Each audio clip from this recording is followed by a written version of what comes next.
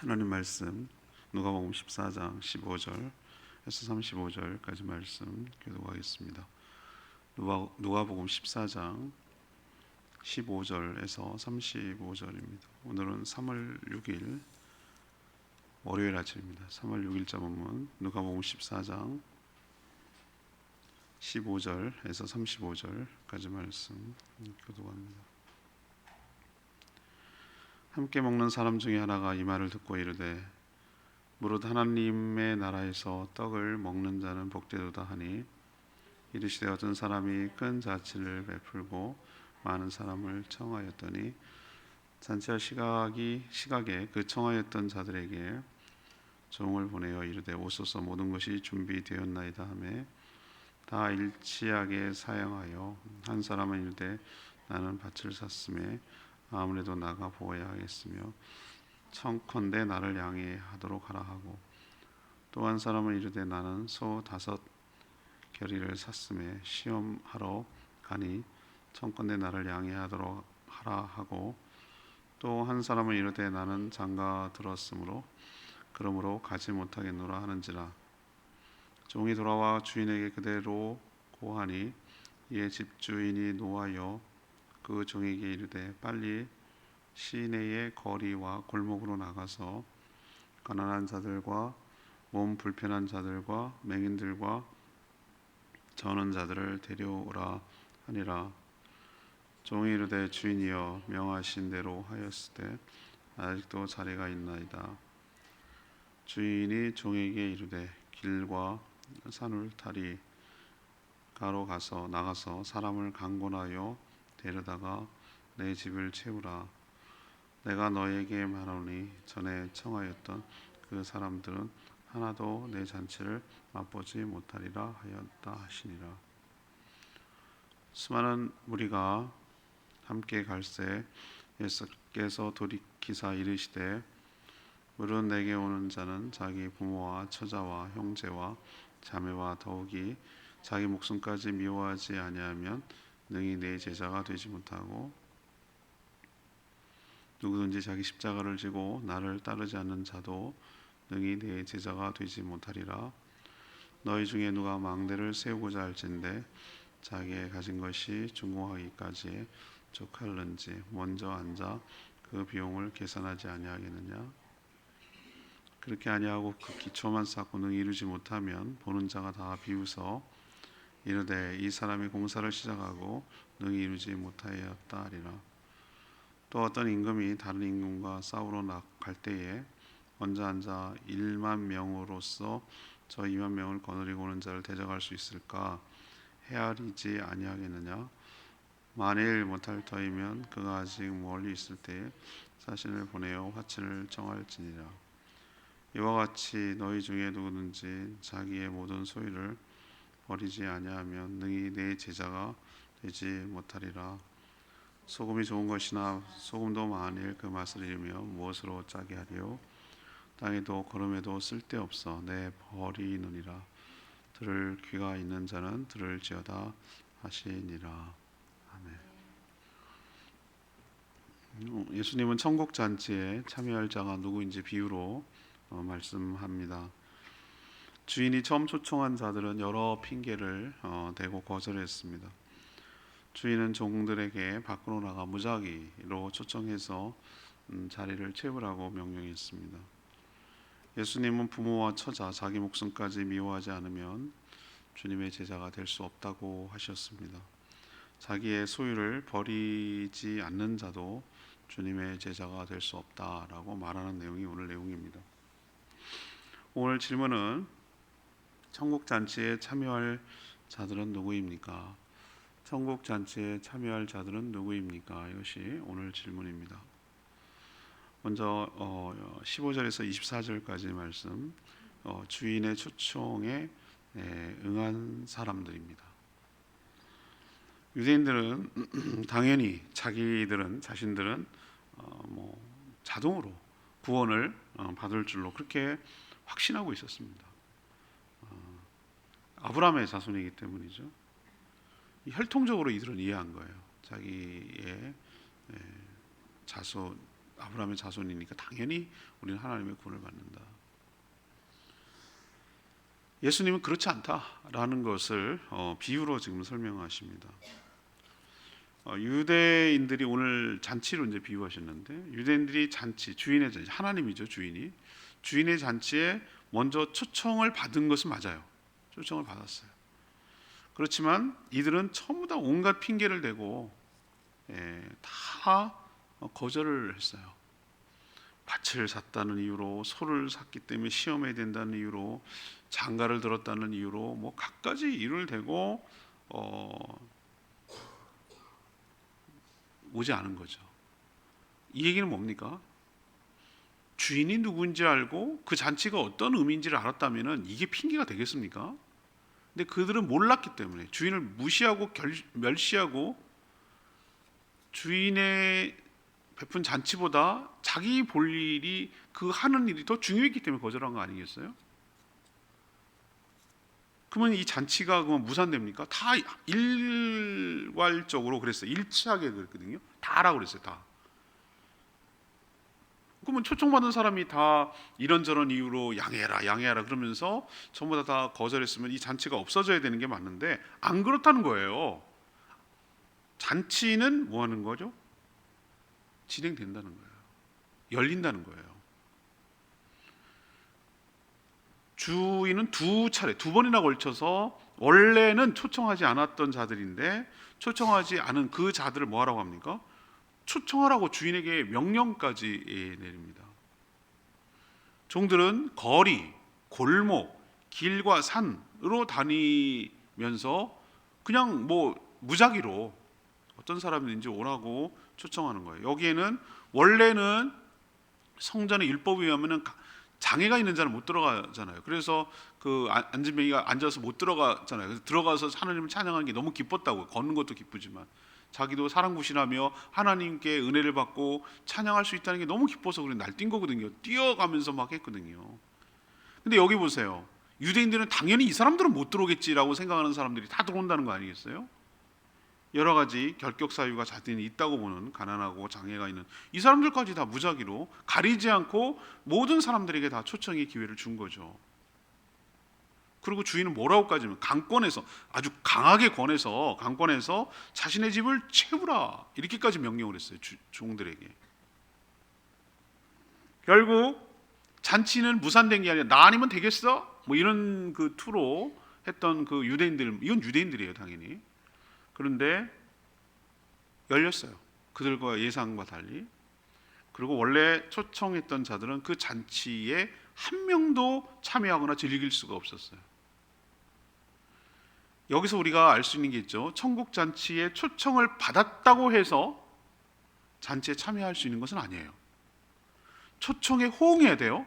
그리고 실제로 와야 들어갈 수 있고 누릴 수 있고 즐길 수 있고 그럴 수 있는 줄 압니다. 초청만 받고 천국 잔치에 초청만 받고 그냥 끝내버리는 사람들이 부주기수로 많을 수 있겠다. 그냥 얼쩡얼쩡거리고 내가 믿었네 하고, 이 유대인들처럼 말이죠. 나는 당연히 구원을 받았네 라고 생각을 하고 착각을 하고 실제로는 참여하지 않는, 하나님 나라에 동참하지 않는 사람들이 있을 수 있다라는 것을 우리에게 가르쳐주고 있는 말씀인 줄로 압니다. 자, 두 번째 얘기입니다. 누가 천국 잔치에 참여할 수 있는가? 25절에서 27절까지의 말씀이에요. 우선순위가 분명한 사람들이 천국에 초청받을 수가 있는 것이죠. 주인의 초청에 응하지 않는 자들의 공통점이 뭡니까? 자신이 하려는 것보다 주인의 초청을 더 귀하게 여기지 않은 사람들이에요.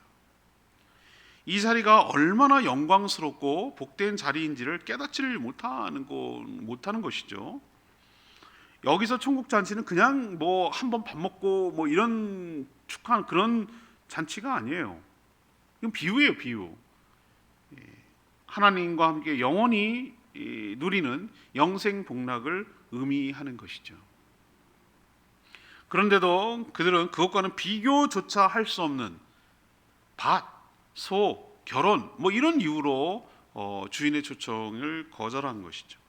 천국 잔치가 우선순위에서 밀린 거예요. 그들에게 있어서는. 예수님은 한수를 떠서 자신에게 오려는 자는 밭, 소, 결혼 이 정도가 아니라 오늘 뭐라고 얘기하죠? 형제, 부모, 처자, 자매, 자기 목숨까지 미워하지 않으면 제자가 될 수 없다라고 하셨어요. 또 자기 십자가를 지고 자신을 따르지 않는 자도 주님의 제자가 될 수 없다고 하셨어요. 이걸 문자적으로 오해하면 안 됩니다. 모든 가족관계까지 끊고 독하게 무슨 불교에서 출가하듯이 말이죠. 모든 인연을 다 끊고 뭐 자기도 포기하며 뭐 그렇게 살라는 뜻인가? 그렇지 않아요. 삶에서 살아감에 있어서 예수 그리스도를 자신의 삶에 가장 가치 있고 중요한 우선순위에 두고 살라는 뜻이에요. 아니 가족을 그러면 말이 충돌되잖아요. 가족과 친족을 돌보지 않는 자는 불신자보다도 악한 자니라. 그러면 충돌되잖아요.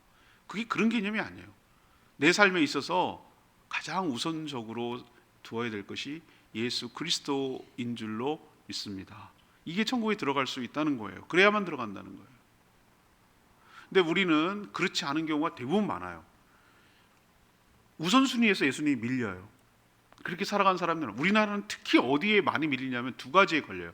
가족 그리고 돈이에요. 제가 생각할 땐 그래요. 가족 우선주의가 굉장히 많아요. 우리처럼 물론 가족을 사랑하지 않는 사람들이 어디 있어요. 전 세계 모든 인간이라면 다 공통점인데 유독 우리는 그래요. 예, 부모 효자들도 많고요.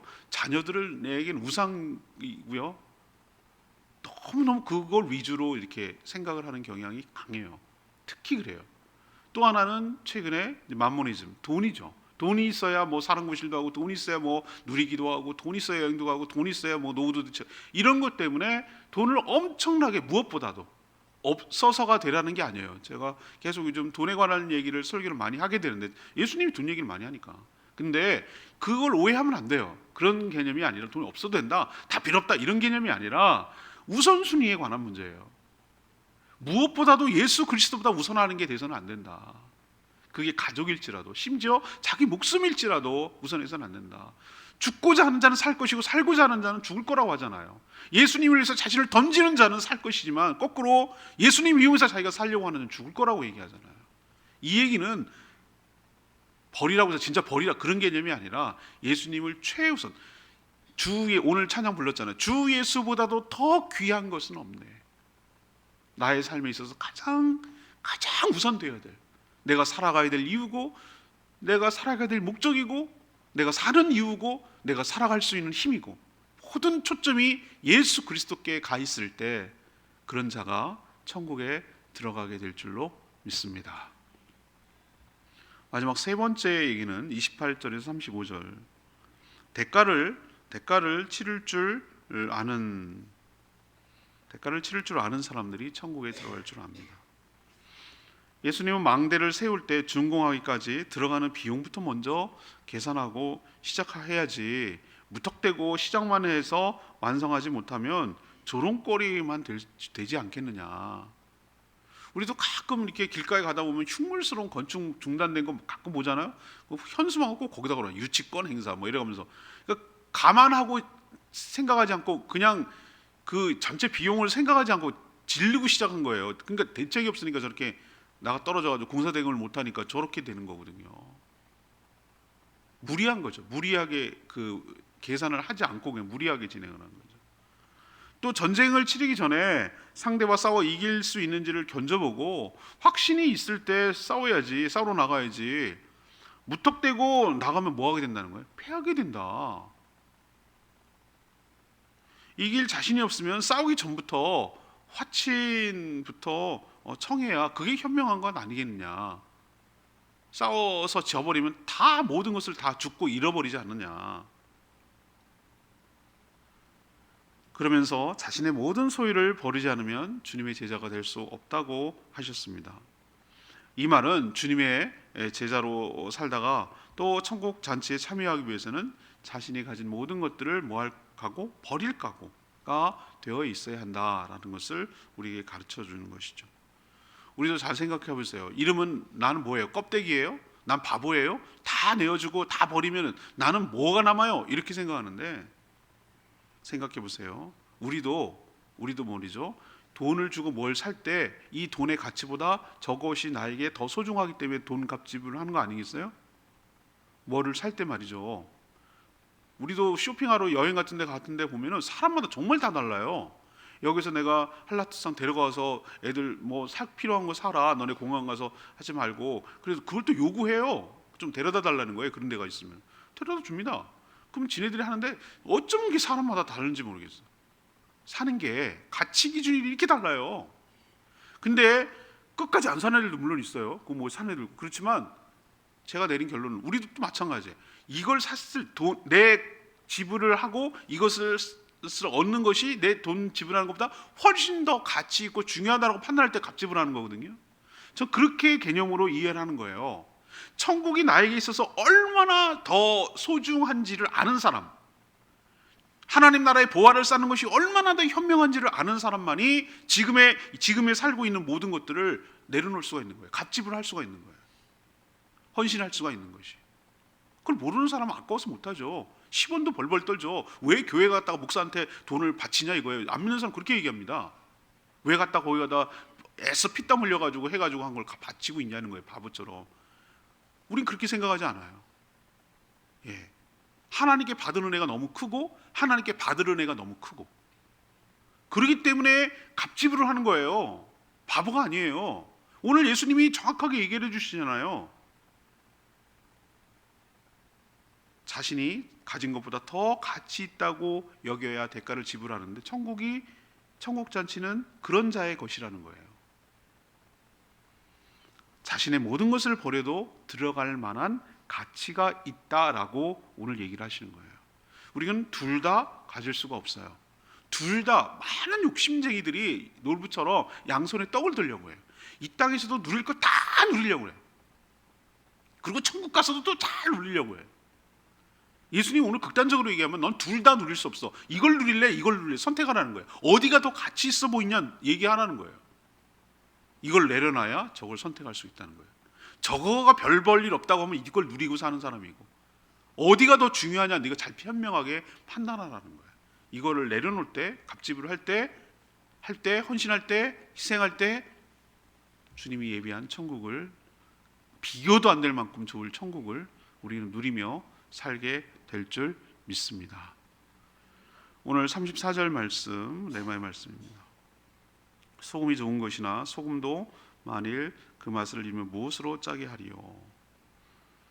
땅에도 걸음에도 쓸데없어 버려진다 그랬어요. 소금의 본질은 짠맛이 있습니다. 경상남도인가 그쪽 남도 쪽에는 맛있다, 짜다 이퀄 맛있다 이렇게 얘기를 해요. 우리도 왜 그 간이 안 된 것을 맛없다고 그러잖아요, 그죠? 제가 그걸 확실하게 할 수 있는 것은 설렁탕 먹을 때 확실히 알겠어요. 설렁탕 먹을 때 그냥 뽀얀 국물만 갖다 주면 이렇게 떠먹 뭘 꼭 맨날 확인한지 몰라요. 짤까봐 한 모금 떠먹어 보는데 아니나 다르면 맹탕이지 뭐.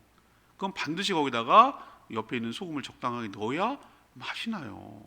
아무리 뭐 고혈압이 어떻고 뭐 맨날 싱겁게 먹으라고 그래도 아니 간이 있어야 맛있다니까요. 그건 너무 당연한 얘기예요. 우리가 그렇게 길들여졌기 때문에 그런지 몰라도 그거 내는 거 소금밖에 더 없어요. 짠맛을 내는 건 다른 대체품이 없어요. 단맛을 내는 건 엄청 많아요. 단맛을 내는 건 많죠. 뭐 예를 들면 여러 가지 있잖아요. 뭐 여러 인공 좀 있는데 짠맛 내는 건 소금밖에 없어요.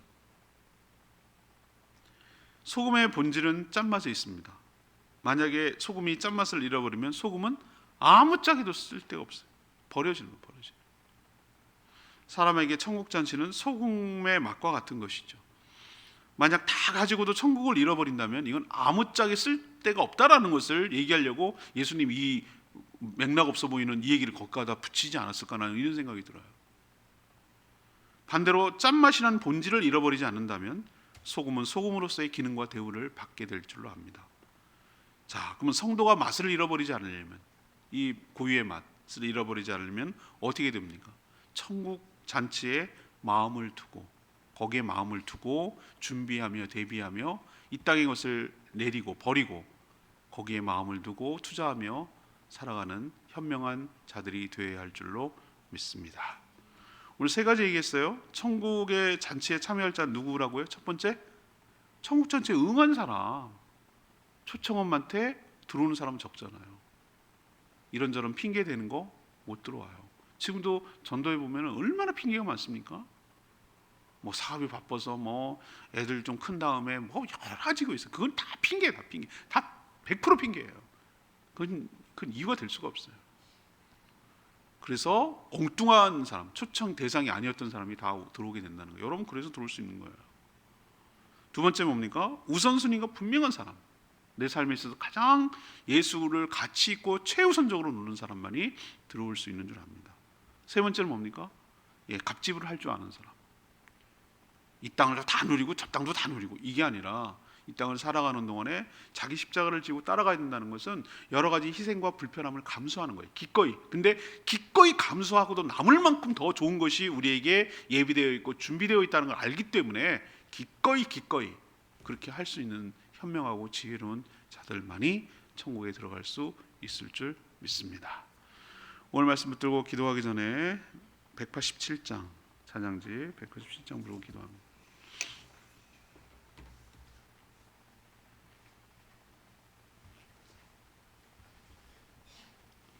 찬양지 187장 주 임재 안에서 187장 부르고 기도하겠습니다.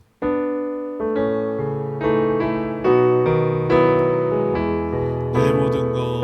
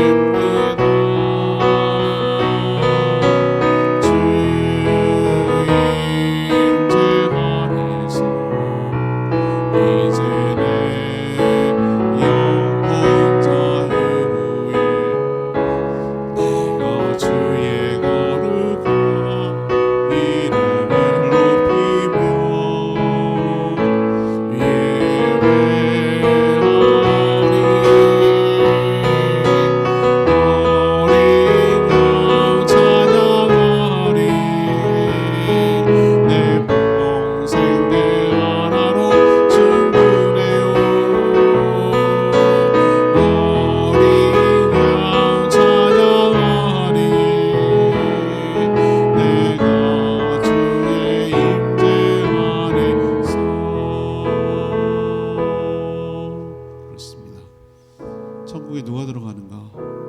이건 가치관의 문제예요. 그걸 귀하게 여길 줄 알고 그 가치를 알아보는 사람만이 가장 우선순위를 놓고 초청에 응할 수밖에 없고 대가를 지불하며 가는 것이죠. 우리도 천국에 마음을 두고 사랑하는 저희들 되게 달라고 주여 외치며 기도하겠습니다. 주여